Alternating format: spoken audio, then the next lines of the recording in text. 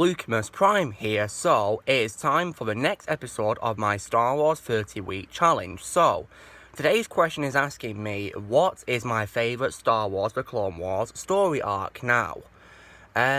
This is, again, another really tough question because, The Clone Wars, which I've grown up with, has had lots of, great story arcs that I've really loved to watch when I've been watching the show. But if I was to pick one that's my favourite, I'm probably going to go with the 3-episode Mortis arc. So yeah, now this is an arc which I really, really love, and I consider it probably one of the best Star Wars stories I've ever seen, really. I really love it. So there's 3 episodes of it set in this world known as Mortis. And it's very strong in the Force, and it of course has 3 inhabitants, which is of course the father, the son, and the sister. And yeah, I really did love this arc so much, and I'm going to gush about it, about the highlights of it. So yeah, I love the 3 characters that we meet in Mortis. I like the sister, she's called a sister, yeah, who is voiced by Adrienne Wilkinson, who, for those you don't know, is actually the voice of Maris Brood in the first Force Unleashed game, which is pretty cool. It's nice that she came back for another role in the Clone Wars. And I also definitely enjoyed Lloyd Sher as the father. I thought he was really good as well. I liked his interaction with Anakin Skywalker as well, most definitely.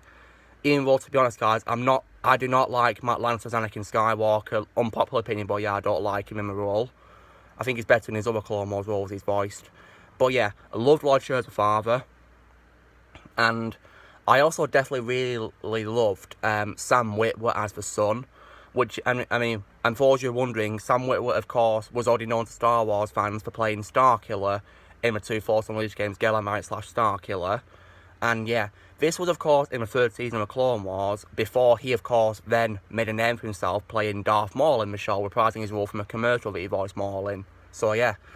But I've got to say, as for son, he really pulled it off, and it's among my favourite Star Wars roles of his, to be honest. Because while I prefer Peter Serafinowicz as Maul over Sam Witwer, I would probably consider the son as being my second favourite Sam Witwer Star Wars role after Starkiller. That's in my opinion. But yeah, I thought he was brilliant as the son in this. He was really good in the role. Another highlight as well that I did love in the 1st episode was the apparitions of both Qui-Gon and Shmi Skywalker.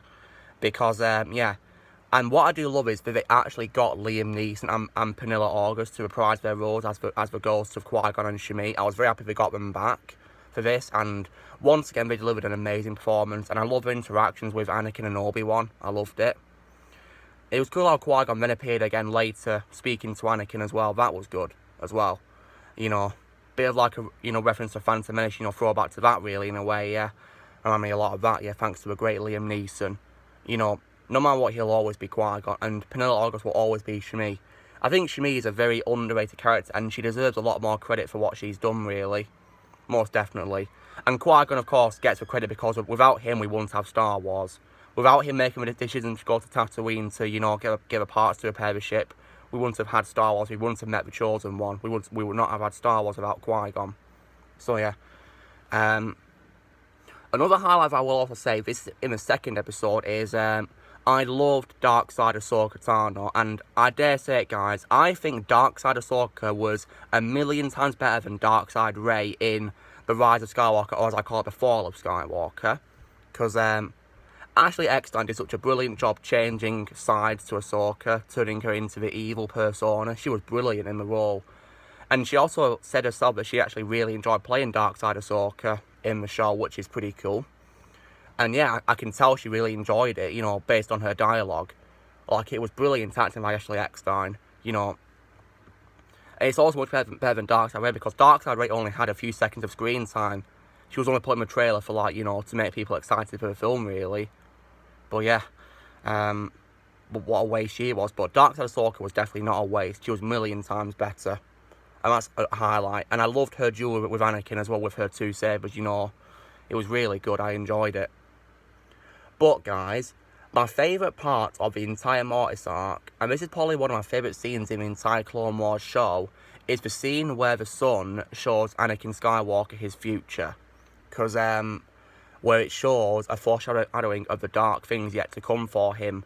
So, for example, we then first see Darth Sidious saying, "The Force is strong with you," and he strikes lightning, presumably, of course, at Mace Windu. Then after that, we then see a youngling about to be slaughtered by Darth Vader in the temple. Then we also see Padme being choked, saying, "Anakin, please," Then we hit Obi-Wan about to cut off Vader's legs by saying, "You're my brother, Anakin." And then, with any Palpatine, of course, saying, "A powerful Sith you will become." And then we see Alderaan being destroyed by the first Death Star as well. That sequence was so breathtaking and chilling. And then, of course, as Anakin is yelling no, the final thing we see is a shot of Darth Vader's helmet. And oh, wow. That was brilliant, great foreshadowing right there of the future.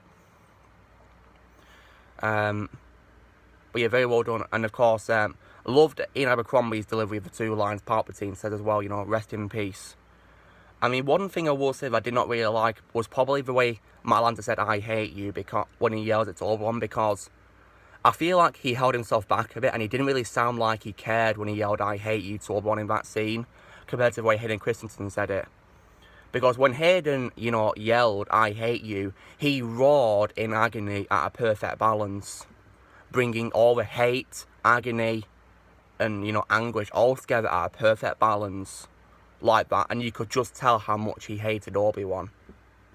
Whereas with Matt Lanter, it sounds like he's saying he hates someone just because they've smashed a glass or something. Yeah. So I think he should have put a lot more effort into the line, really. I'm not blaming him, I'm blaming the direction. I think he could have done better about one line, but yeah. Other than that, though, the scene was brilliant. It's one of my favourite scenes in the entire Clone Wars show.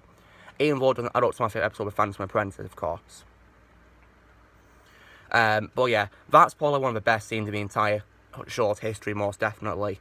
And I'm glad that, the Son erased his memory of that, because it would have probably messed up the whole continuity if Anakin knew of his dark future, because he would, of course, try to avoid it as best he could. And it probably would prevent Revenge of the Sith from even happening, wouldn't it? The dark parts of it. But yeah, I'm glad that the Son erased his memories of it. But yeah. So guys, this was me talking about my favourite Clone Wars arc, which is the 3-episode Mortis arc. So, the drill, guys, be sure to give this video a like. Also, be sure to tell me in the comments what you guys think of a Mortis arc. Or maybe tell me what your favourite story arc is. If you've got a different arc to mine, I'd love to know what your favourite story arc is. Also, be sure to join the team by pressing subscribe for more videos coming in the future. And may the Force be with you always.